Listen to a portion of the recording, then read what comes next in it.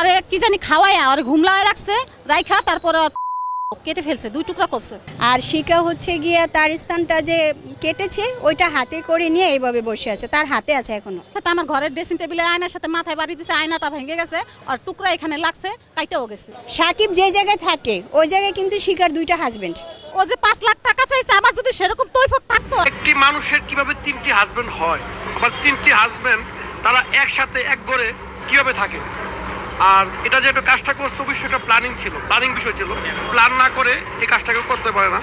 তাই আমি যেটা মনে হয় বাংলাদেশের আইন অনেক স্ট্রং, আর অবশ্যই আমাদের আইনের প্রতি শ্রদ্ধা আছে, আমাদের যে বিশ্বাস এটা একটা দৃষ্টান্তমূলক শাস্তি হবে এটাই দাবি করি, কারণ এটা প্ল্যানিং ছাড়া হতেই পারে না।